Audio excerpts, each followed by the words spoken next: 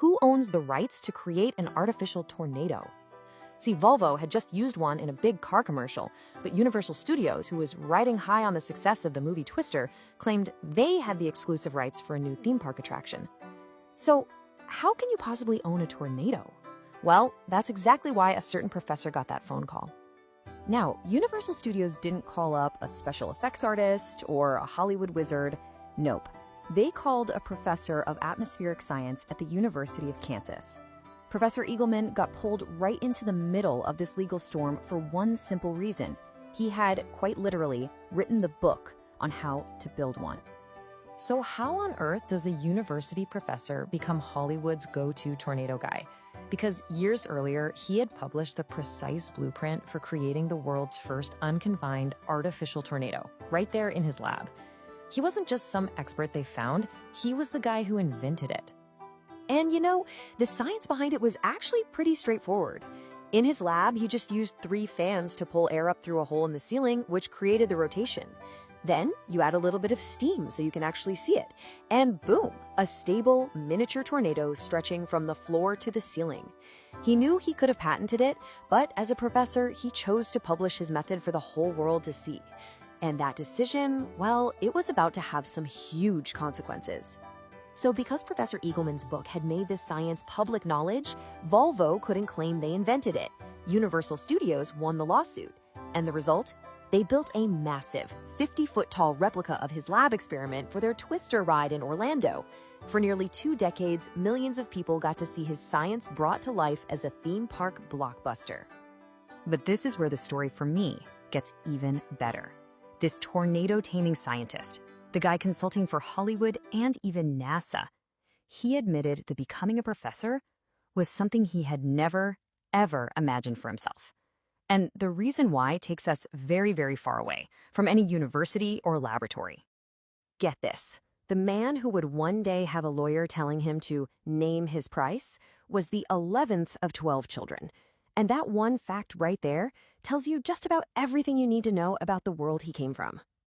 He grew up on a small farm in rural Missouri. His parents never even went to high school. His whole life was about hard work, practical skills, a world away from the academic lecture halls he would eventually command.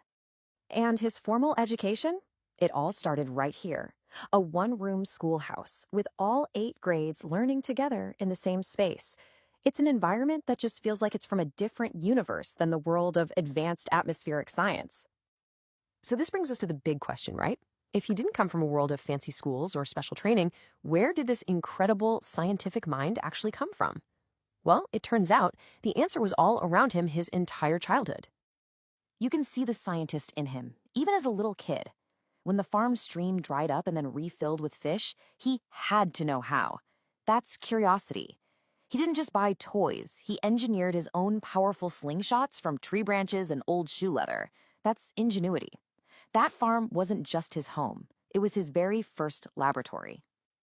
On this little object, it's such a powerful symbol of who he was. His father made a wooden treasure box for each one of his kids. Joe kept his for his entire life, filling it with things like arrowheads, fossils, even one of his slingshot forks. It's that deep instinct of a collector, right? That need to save things, to categorize, and to preserve. And here's where it gets really wild. That simple childhood habit of saving everything, of keeping meticulous records in his own way, well, one day it would turn out to be absolutely crucial for, of all organizations, NASA. Okay, so let's jump back in time, way before the Hollywood lawsuit. It's 1973, and Professor Eagleman is directing an experiment for NASA's Skylab space station.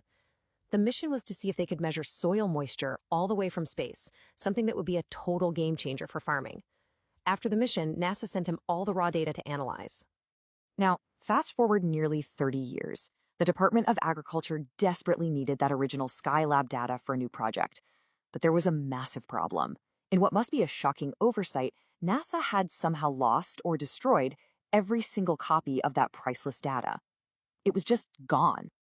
When you just stop for a second and connect the dots, the pattern is so clear it's undeniable. The little boy who saved treasures in a wooden box, he became the man who saved NASA's lost data.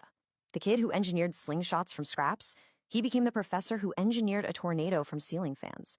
The boy who questioned everything around him became the scientist who challenged and ultimately corrected official tornado safety advice. So, totally desperate, the government calls Professor Eagleman. And, of course, the lifelong saver, the collector, had kept every single volume of data. His copies were the only ones left in the entire world. A simple habit born on a Missouri farm ended up saving a priceless national scientific asset. I mean, when you just map it all out, his life follows this incredible path.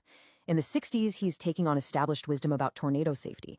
By the 70s, he's working with NASA on cutting-edge space research. In the 80s, he publishes the book that defines his career, and then by the 90s, that same book makes him the unlikely star of a Hollywood legal drama. It's just amazing. Which really leaves us with this final thought. Joe Eagleman's story just goes to show you that the qualities of a great scientist, that curiosity, that ingenuity, that desire to just observe and preserve, they aren't always forged in a classroom. They're often born from our earliest experiences. It really makes you wonder, doesn't it? How many of the world's most brilliant ideas started with a kid just looking at a stream, making a slingshot, or saving treasures in a small wooden box?